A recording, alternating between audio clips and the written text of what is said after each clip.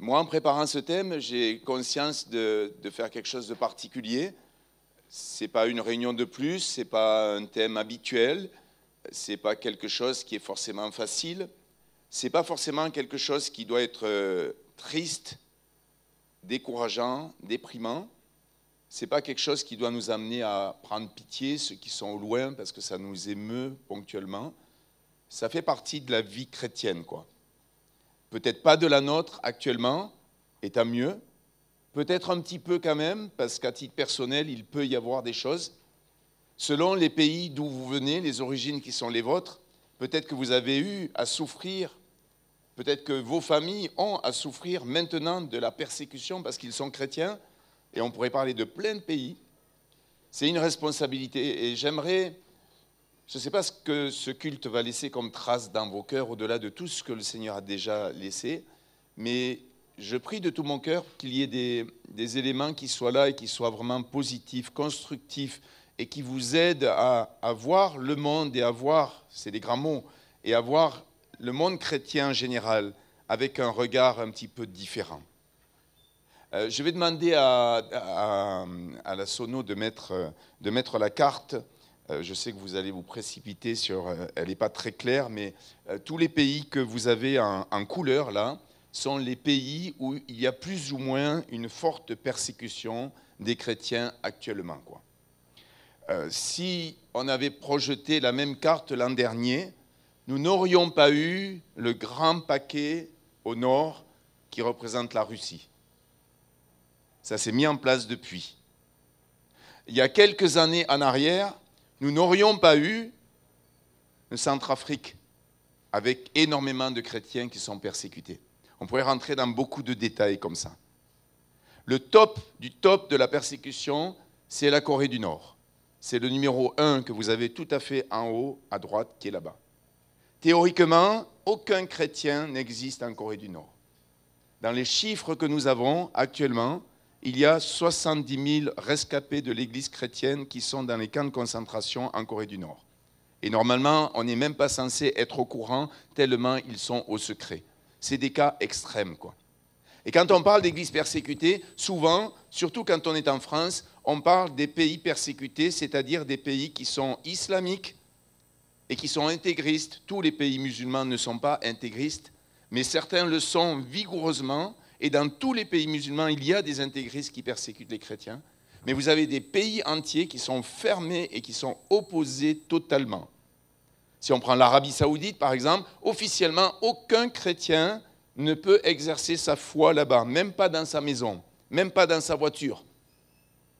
Alors comprenez que c'est quelque chose qui est un peu compliqué parce que tous les chrétiens, travailleurs émigrés qui sont là-bas, ben, ils se réunissent quand même, quoi. Mais quand on parle de l'Église persécutée, souvent on pense aux pays d'arrière-plan islamique. On ne parle pas de l'Inde, un des États les plus peuplés du monde, où il y a la plus grande persécution des chrétiens aujourd'hui. On ne parle pas de certains États bouddhistes, parce que dans notre société occidentale, les bouddhistes, ils sont zen. Ils ne font pas de mal, ni aux animaux, ni aux gens. Et donc c'est à la mode. Mais dans certains pays bouddhistes, les chrétiens sont massacrés et des villages sont complètement détruits, quoi. Quand on pense à la persécution, on ne pense pas forcément à la Chine, ce pays qui est en train de se développer de plus en plus et qui, dans quelques années, va devenir le pays du monde où il y a le plus de chrétiens, malgré l'opposition depuis l'arrivée du communisme. On a des clichés, on a des stéréotypes. Quand on pense à l'Église persécutée, on ne penserait pas, et là je me pousse un petit peu, à ces deux pays d'Amérique qui ont été mis un peu sur le côté, que sont le Mexique et la Colombie, où il y a des persécutions. Pas dans tout le pays, parce qu'au Mexique et en Colombie, il y a beaucoup d'églises évangéliques, beaucoup d'églises réveillées qui existent avec de nombreuses communautés. Mais dans certaines régions, il y a une oppression, il y a une opposition spirituelle, il y a quelque chose qui est tellement fort. Et en Colombie, par exemple, c'est beaucoup au niveau des trafiquants de drogue qui n'acceptent pas qu'on prêche l'évangile et les gens sont libérés de leur chaîne, libérés de la drogue, libérés même de l'envie de faire les trafics ou de prendre de la drogue. Et donc on les persécute à cause de cela. Et je pense que quand on regarde un petit peu tout ça, ces jours-ci, j'ai eu le privilège d'apporter quelques cours au niveau de l'histoire de l'Église chrétienne dans l'école de disciples que nous avons ici. Et même quand on est Marseillais, on aurait 1000 moments de penser à ce qui s'est passé dans le passé au niveau de la persécution. Quand vous allez faire votre marché aux poissons, ou que vous passez sous l'ombrière, ou que vous allez manger dans le quartier Étienne d'Orve, on n'imagine même pas que tout ce secteur du bas de la Canebière jusqu'à toute la place Étienne d'Orve, pendant des siècles, ça a été l'arsenal des galères. Et vous avez eu 3500 protestants qui ont été persécutés jusqu'à la mort, il suffisait juste qu'ils lâchent la foi, d'accord, pour être libérés. Et ils ne l'ont pas fait. Aucun monument, aucune plaque, aucune trace. On pourrait repasser dans notre cœur, et je vais remonter à une des premières persécutions, et je vais arrêter cette intro-là. On pourrait repasser dans notre cœur, parmi les premières persécutions, où le grand empereur Néron avait à un moment donné, pour différentes raisons, illuminé son jardin de flammes avec des chrétiens qui étaient enflammés, tout simplement, parce que c'était son bon plaisir, quoi. Toutes ces choses-là font partie de l'histoire et font partie de notre environnement, et même si on n'est pas au courant au niveau historique, il est important pour nous en tant que chrétiens de nous tenir au courant au niveau informatif. Si vous regardez les chaînes d'information, et en France en particulier, quand vraiment il n'y a pas grand-chose à dire et qu'il se trouve que dans le monde, il y a des églises qui sont détruites et des chrétiens massacrés, on va vous en parler au journal télévisé. Mais on ne vous parle que rarement de ces 4000 à 5000 chrétiens qui, cette année, ont été massacrés au Nigeria. On ne vous parlera pas beaucoup du Burkina Faso, où des milliers et des milliers d'églises sont en train d'être détruites maintenant, et la France, pour qui c'était une ancienne colonie, pense encore que voilà, c'est un pays un petit peu de liberté. L'islam avance dans tous ces pays, dans sa forme la plus radicale, quoi. Et je crois que c'est important pour nous d'avoir les yeux ouverts sur ce qui se passe dans le monde. Non pas d'une manière morbide, quoi, mais nos frères et sœurs ont besoin qu'on puisse prier pour eux. Ils ont surtout besoin de savoir qu'on prie pour eux. Il n'y a pas longtemps, peut-être que plusieurs vous êtes au courant, il y a une douzaine, 12, 13, 14, 15 églises évangéliques protestantes qui ont été fermées en Algérie, alors qu'elles avaient le droit d'exister, quoi. Et il y a eu des manifestations dans toute la France. On a participé à Marseille à ces manifestations, parce que les politiques ne se positionnent pas par rapport à ça. Les politiques ne se positionnent pas du tout par rapport à ça. Il ne s'agit pas de tout mélanger. Mais nous, en tant que chrétiens, quand on sait que de l'autre côté de la Méditerranée, on a des frères et sœurs, et qu'ici, certains d'entre eux se convertissent, c'est tellement important de prendre en compte leur situation. Et quand ils savent que nous manifestons, que nous prions, que nous parlons d'eux, que nous sommes vraiment interpellés par leur situation, rien que ça ne change pas grand-chose dans leur vie quotidienne, mais rien que ça les encourage. Et vous savez, nos frères et sœurs d'Algérie, ils sont comme les anciens huguenots en France et comme ça se passe dans plein de pays. On a fermé les églises, on détruit les églises. Qu'est-ce qu'ils font? Eh bien, le dimanche matin, ils se réunissent devant l'église, ou ils se réunissent sur les ruines de l'église. Ça a toujours existé dans l'histoire chrétienne. Alors vous allez me dire, mais s'ils font ça et qu'ils sont persécutés, on va les retrouver tout de suite. Eh bien oui. Sauf qu'ils choisissent de se réunir, pas pour se faire persécuter, pas pour se faire tuer, pas dans un but négatif ou morbide. Ils choisissent de se réunir pour obéir au Seigneur, pour marcher avec lui, pour le célébrer tout simplement. Et quand ils ne peuvent plus le faire de cette manière, ils vont le faire d'une manière souterraine, ils vont le faire d'une manière cachée.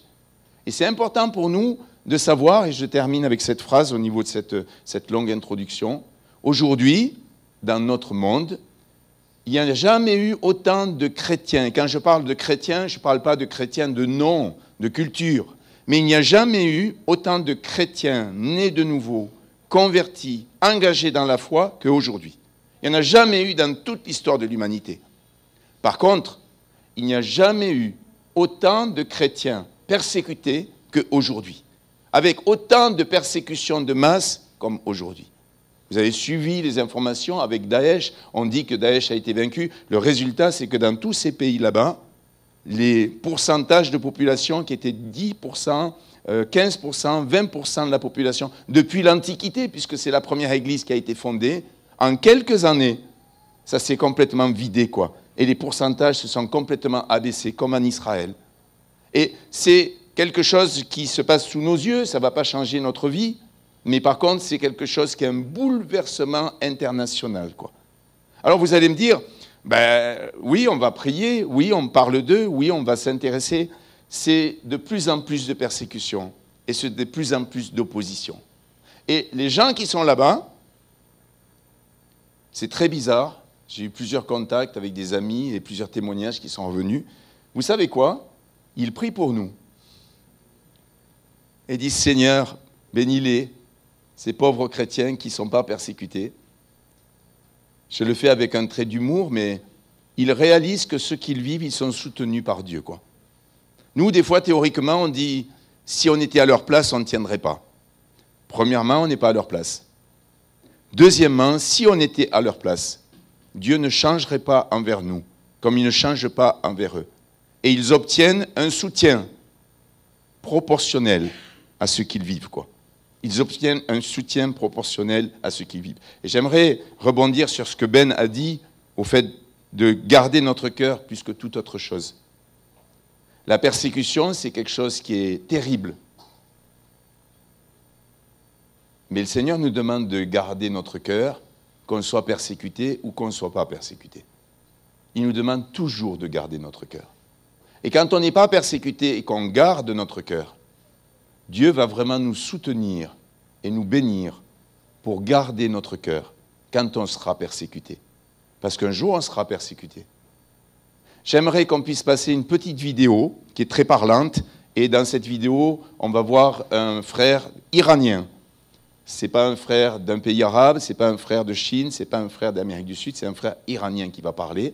Ça dure quelques minutes.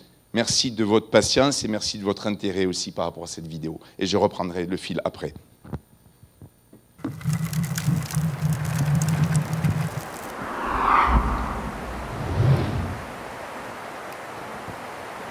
Quand on est chrétien au Vietnam, on nous remarque du fait de notre mode de vie, notre manière de parler, notre comportement. C'est pour ça que nous avons des problèmes avec notre entourage.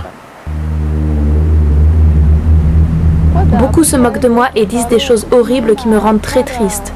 À chaque fois que je les entends, ça me brise le cœur. Les gens de mon village et ma famille remettent en question ma foi. Ils disent « Pourquoi crois-tu en Christ ? Qu'est-ce que cela t'apporte ?» Ce n'est pas notre religion. Notre religion, c'est l'hindouisme. Ceux qui adhèrent à la religion chrétienne sont méprisés. Ce sont des intouchables. Ils me menacent et me persécutent. À plusieurs reprises, nous avons vu les hindous manifester avec leurs slogans contre les chrétiens. Ils parlent d'éliminer les chrétiens, d'éliminer les pasteurs de l'Inde, de supprimer les étrangers, de placer les divinités Rama et Krishna dans les églises.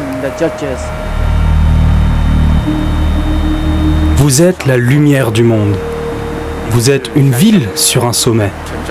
Une ville sur un sommet ne peut être cachée. Aujourd'hui, alors que l'Église fait face à un regain de persécution de la part du gouvernement, même si vous voulez vous cacher, vous ne le pourrez pas.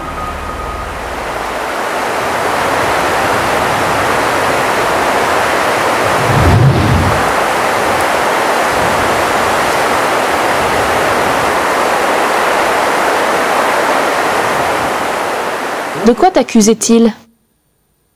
Accusé? Oui, qu'est-ce qu'il disait qui n'allait pas? Quel était ton crime? Ils ont dit beaucoup de choses qui n'étaient absolument pas vraies. Ils m'ont traité comme un opposant politique. Ils m'ont dit « tu t'opposes au gouvernement » parce qu'il s'agit d'une république islamique. Donc évangéliser au nom de Jésus, c'est contre notre loi. Ils ont aussi dit que j'insultais leurs saints, ce qui est un total mensonge.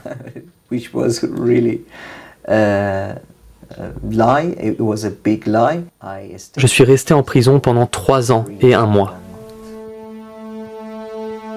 Wow, le premier jour de prison. En fait, même si je voulais l'expliquer, c'est inexplicable.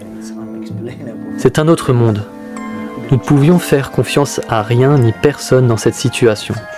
Nous pouvions seulement prier, nous accrocher à Dieu avec un profond sentiment de peur et d'angoisse.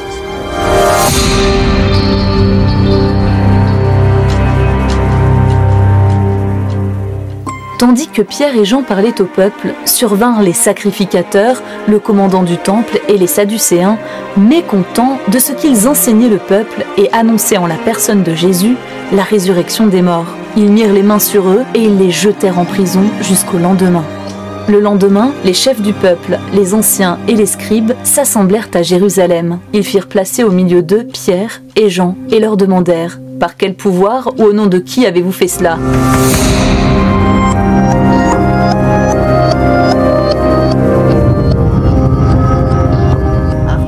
Après quelque temps que j'étais en prison, Dieu m'a parlé. Avant qu'il ne me parle, j'avais ce sentiment que si j'étais en prison, c'était de ma faute. C'était à cause de ce que j'avais fait de mal, et Dieu me punissait. Mes prières étaient tout le temps centrées sur moi. S'il te plaît, Seigneur, pardonne mon péché, change mon attitude. Ça ne tournait qu'autour de moi. Un jour, Dieu m'a parlé. Il m'a dit, Mojtaba, arrête d'être égoïste. Si tu es en prison maintenant, ce n'est pas à cause de toi, c'est à cause de moi. Regarde autour de toi. Et j'ai regardé autour de moi. Et j'ai vu tous ces gens, ces pauvres gens, beaucoup de gens qui ont commis tous ces crimes dans leur vie. J'ai vu les pécheurs, ceux avec qui Jésus s'asseyait, ceux qu'il aimait. Et Jésus me disait, c'est le moment de leur annoncer ma parole, parce qu'ils ont besoin de moi. Personne d'autre ne peut le faire. No one can do it.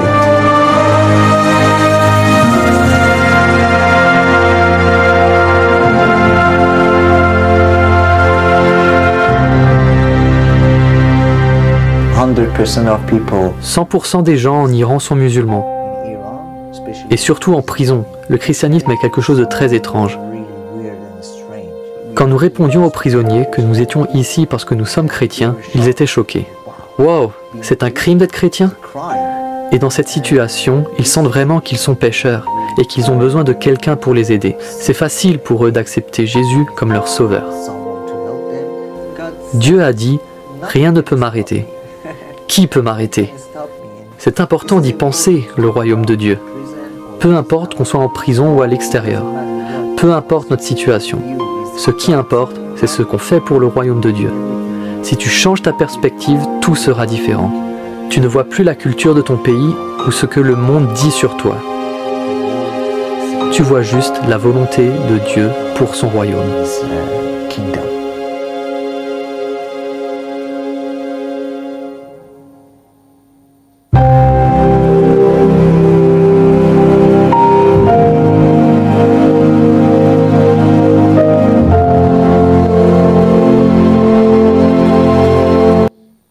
J'ai beaucoup aimé ce témoignage à cause de la simplicité, et ce n'est pas un témoignage avec du sensationnalisme, ce n'est pas un témoignage qui est destiné simplement à nous émouvoir par des images fortes. On pourrait trouver plein d'images comme ça. Aujourd'hui, vous avez plein de femmes au Moyen-Orient qui sont en train d'accoucher des enfants suite au viol qu'ils ont subi de la part des intégristes qui étaient là-bas, quoi. C'est en train de se passer maintenant, quoi. Au début de notre siècle, je sais qu'il y a des Arméniens parmi nous, 1,5 million d'Arméniens ont été massacrés simplement parce qu'ils étaient arméniens, quoi. Je suis pasteur depuis 1992 et 10 ans avant de devenir pasteur, je me rappelle, en 1982, je recevais la revue de Portes Ouvertes, l'organisme qui chapeaute un petit peu dans la France entière et dans l'Europe entière le dimanche de l'Église persécutée, qui a créé cette vidéo et tous les visuels qui sont là. Et en 1982, une opération a été lancée. 7 ans de prière pour l'URSS. 7 ans de prière pour l'URSS. J'ai encore le petit journal. Ma femme me dit toujours, pourquoi tu gardes tout ça? J'ai encore ce petit journal. Et pendant 7 ans, des milliers, des millions de chrétiens dans le monde entier ont prié, ont prié, ont prié. Pour les plus jeunes d'entre nous, l'URSS, ça ne veut rien dire. La Russie d'aujourd'hui, ça suffit. C'était encore pire. Et vous savez, quand vous priez comme ça, vous ne vous dites pas, dans 7 ans, tout va s'arrêter. Mais vous croyez que votre prière a un impact, quoi. Et en 1989, le mur de Berlin s'est écroulé. L'URSS s'est écroulé. Les pays communistes se sont écroulés, quoi. C'est un témoignage que je veux vous donner parce que quand on s'intéresse, comme je l'ai dit depuis le début, à l'histoire des persécutions, quand on s'intéresse à l'actualité des persécutions, quand on participe à des journées comme celle-ci, mais aussi tout au long de l'année, et qu'on prie et qu'on fait des actions par rapport à nos frères et sœurs, et je vous dis, rien que de savoir qu'on le fait, ça les soutient, c'est quelque chose qui est formidable pour notre foi. C'est quelque chose qui est vraiment tellement évident au fond de nous. La Bible nous dit que de la même manière que Jésus a été persécuté, nous serons persécutés. Et avant d'aborder quelques points de mon message biblique ce matin, j'aimerais vous dire ceci. Aujourd'hui, on comptabilise environ 245 à 250 millions de chrétiens qui sont très fortement persécutés, qui craignent pour leur vie, qui sont obligés de s'exiler, qui sont obligés de se cacher, qui sont vraiment torturés, qui sont violés, qui sont attaqués. Je ne veux pas forcer les mots. 250 millions de chrétiens, ça veut dire qu'actuellement, sur la terre entière, tout chrétien confondu, de non et converti, il y a un chrétien sur 9 qui est fortement persécuté. Ça n'est jamais arrivé dans l'histoire de l'Église, quoi. Et parmi ces 250 millions, on peut comptabiliser, pas que des évangéliques convaincus, et on comptabilise des orthodoxes, on comptabilise des catholiques, on comptabilise des coptes en Égypte qui expriment leur foi et qui ont une manière traditionnelle, mais qui ont aussi la foi. Mais il y a une grande majorité d'hommes et de femmes comme vous et comme moi. Pourquoi? Et dans le thème qui a été marqué là, c'était d'être à contre-courant. Le chrétien, de par sa vie, de par son contact avec le Seigneur, d'une manière normale, naturelle, automatique, il vit à contre-courant. Pasteur chinois qui a parlé, et vous avez vu dans la parenthèse, il est dit qu'après avoir parlé, c'était 2 mois avant qu'il soit emprisonné. Il dit, on ne peut pas se cacher. On ne peut pas se cacher. Et je crois que quand on est chrétien engagé, on prend le risque de la persécution. On ne la cherche pas. On ne la provoque pas. On ne fait pas que des choses maladroites ou des choses pour se mettre en avant, pour provoquer l'autre. Mais de par notre état d'esprit, de par nos paroles, de par notre témoignage actif ou passif, on fait quelque chose qui est à contre-courant de la société. Et aujourd'hui, quand on marche dans le boulot, quand on marche dans les études, quand on marche dans la vie de tous les jours, on s'aperçoit que la société prend de plus en plus des lois, des attitudes, des mentalités qui ne sont pas conformes aux valeurs du royaume de Dieu et qui peuvent nous heurter. Certaines d'entre elles, on s'arrange avec, quoi. On n'en parle pas. On en parle autrement. On est maladroit, on ne sait pas, on n'est pas formé pour ça. Mais la société, elle dit qu'elle avance, quoi, mais elle progresse. La société, il y a une dynamique qui est là. Et il y a une mentalité qui est là. Et nous, on se retrouve de plus en plus souvent à la marge de cette mentalité. Et j'aimerais qu'on puisse commencer les images que j'ai données à la régie. On va regarder le verset biblique sur lequel je voudrais m'appuyer, sur les minutes qui nous restent. On l'a déjà vu dans la vidéo. Dans le livre des Actes, chapitre 4, « Et les ayant appelés », donc c'est le tribunal religieux juif, Jésus est mort, Jésus a été crucifié, et pas longtemps après, Pierre et Jean se rendent au temple et prient pour quelqu'un qui est boiteux, et cette personne, elle est guérie. Le lendemain, ils reviennent. Et le texte de la Bible nous dit, au début du chapitre 4, nous dit que les juifs religieux, pas les juifs, mais les juifs religieux, on parle encore d'intégristes, les juifs religieux ne supportaient pas qu'on puisse prier pour les malades, ne supportaient pas qu'on puisse parler au nom de Jésus. Est-ce qu'ils le faisaient par provocation? Non, mais on les reconnaissait, ils interpellaient des gens, ils commençaient à parler et il y avait des réactions, quoi. Et ça, c'est la manière normale de l'évangile. Alors je vais vous dire, si vous voulez ne pas être persécuté et ne jamais être persécuté, on peut essayer un truc. On ne dit rien à personne sur notre foi. Et on invente des théories très spirituelles. Des gens qui louent intérieurement, qui louent Dieu intérieurement. Des gens qui prient intérieurement. Des gens qui évangélisent intérieurement. C'est tellement profond que c'est tombé au fond du trou, quoi, et que ça a complètement disparu. Et quand la Bible nous dit de prêcher, quand la Bible nous dit de témoigner, quand la Bible nous conseille de louer, quand la Bible nous demande d'être reconnaissant, quand la Bible nous demande de prier, eh bien c'est en utilisant un organe qu'on utilise bien de manière négative pour d'autres choses, c'est notre bouche. Voilà. C'est pas dans les décibels, mais c'est dans un exercice qu'on connaît bien. Et quand on le fait naturellement, pas pour se mettre en avant, mais vraiment pour obéir à ce que le Seigneur nous demande, eh bien, ça va provoquer des réactions. Et dans les réactions, on va être amené à se positionner.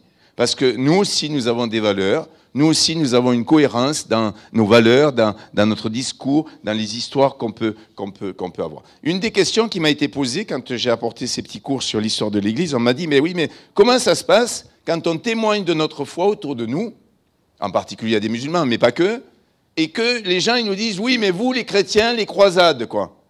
Comment ça se passe? Ah ben j'ai dit ça, c'est compliqué, ça a toujours été compliqué. Alors on n'est pas là pour justifier les croisades, quoi. D'accord? Mais les croisades, ça a duré 1 siècle et demi. Et c'était en réaction contre la persécution des chrétiens et des Turcs, en particulier, qui ont envahi le pays et qui ont interdit aux chrétiens de venir à Jérusalem, quoi. Ce pays était chrétien depuis le début, comme tout le Moyen-Orient, comme toute la Turquie actuelle, comme toute l'Afrique du Nord. Ils ont été envahis et détruits par les armées musulmanes, d'accord? Et ça, personne n'en parlera, parce que ça s'est fait par la force. Par contre, on va reprocher à l'Église d'avoir vécu les croisades. Pourquoi je vous dis ça? Ça ne doit pas être un débat, et on ne doit pas se lancer là-dedans. On ne va pas compter les morts, on ne va pas compter les années, on ne va pas essayer de justifier. Les croisades ne sont pas forcément justifiables. On n'est pas dans cette époque-là, et on n'est pas là pour reparler un petit peu de cela. Mais si les gens vous parlent de ça, il faut bien se mettre dans l'idée que dans aucune religion, c'est tout noir ou tout blanc, quoi. Et au niveau de notre témoignage, il y a aussi moyen de ramener les gens sur un autre terrain. Parce qu'au-delà de compter les morts, les guerres, les croisades, les inquisitions, et puis, etc., on va parler de l'amour de Dieu dans nos cœurs, du pardon de Dieu, de cette capacité que le Seigneur a d'agir au plus profond des cœurs. Et je pense que ça, c'est quelque chose qui est très important. Le contexte de l'époque, on passe à la diapo suivante, c'était vraiment que les chrétiens étaient une minorité et leur chef, Jésus, venait d'être crucifié. Donc on va passer à l'autre diapo. Voilà. Qu'est-ce qui provoque la persécution? La persécution est provoquée d'abord parce que les chrétiens touchent au statu quo religieux. On le voit dans le texte.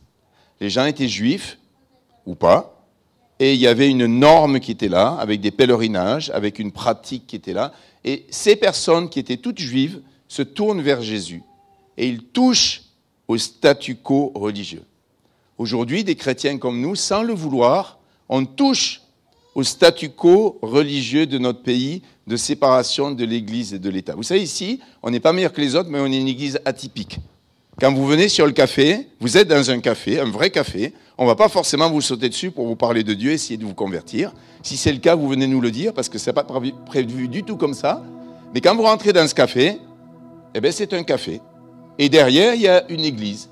Et ce lieu, c'est pas qu'une église, on peut le louer, il y a eu des films qui ont été tournés, il y a eu des fêtes qui ont eu lieu là, il y a eu des rencontres chrétiennes, des rencontres complètement païennes qui ont pu avoir lieu ici. Et ça, c'est pas prévu par la loi de séparation de l'église et de l'État. En France, la loi de séparation, c'est les églises et les cultes, c'est là, et le reste, c'est là. Et nous, on fait pas quelque chose de négatif, on fait quelque chose qui est un peu à contre-courant, parce que simplement, on veut vivre. Et ce lieu, c'est pas l'église. Ce lieu, c'est le lieu où l'Église se rencontre. Et si un jour il est fermé, on ira ailleurs. On se rencontrera ailleurs. À Marseille, c'est relativement facile, on peut même le faire dehors, quoi.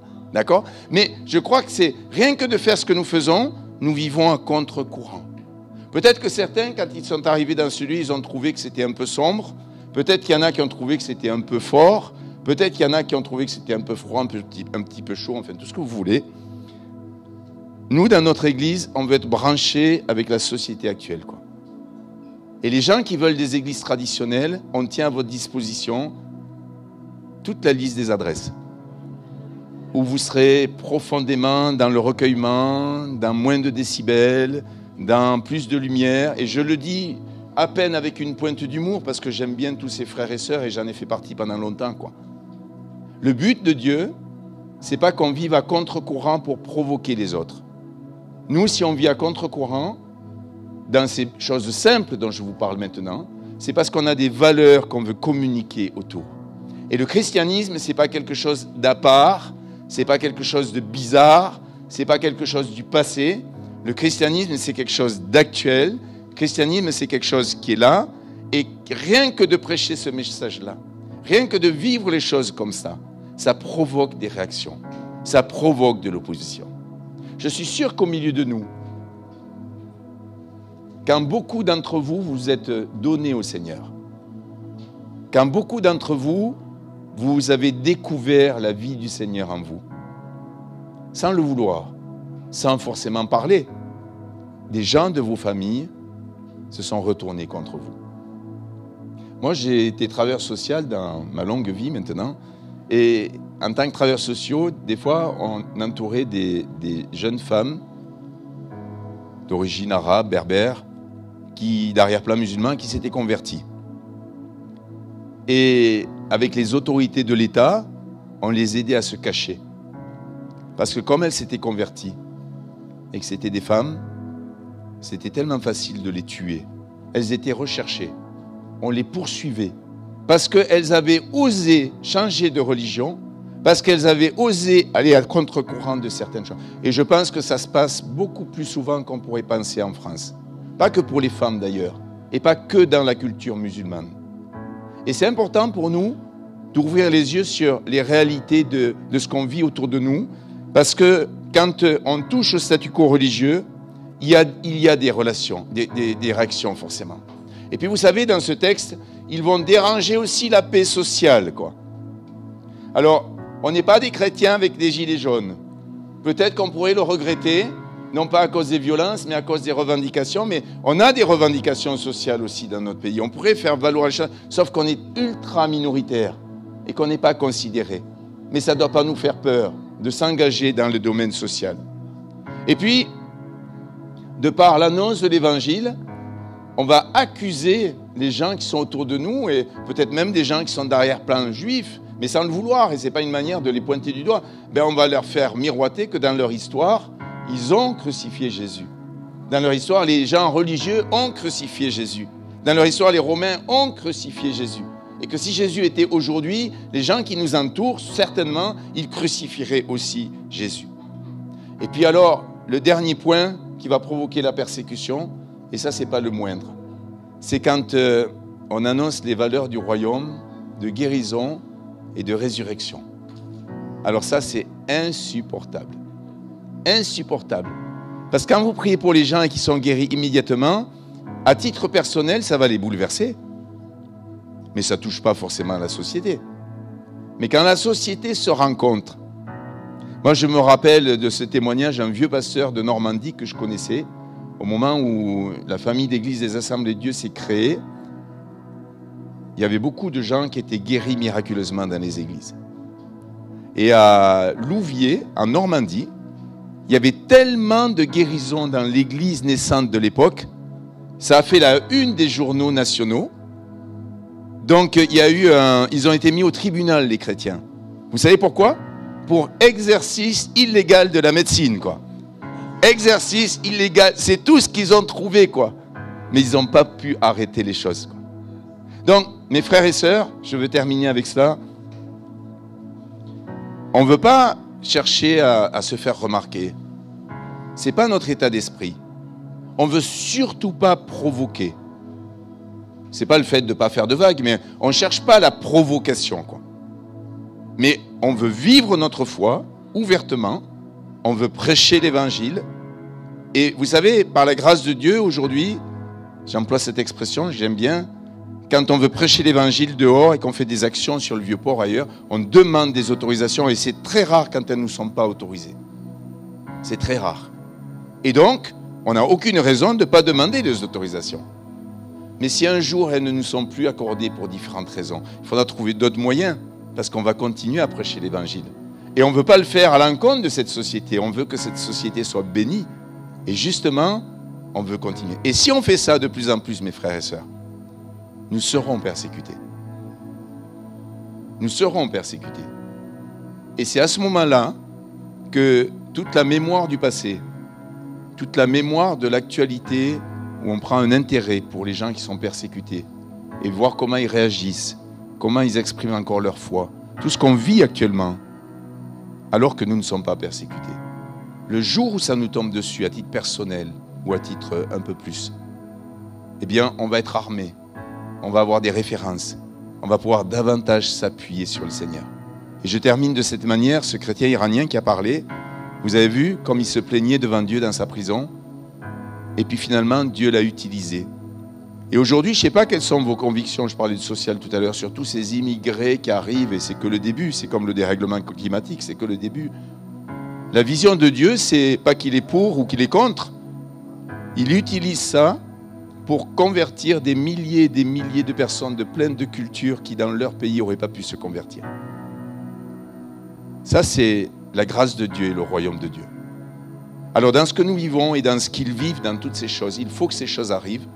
Elles arrivent, on ne s'en réjouit pas, mais on veut bénir Dieu parce qu'il est aux manettes, il est au contrôle.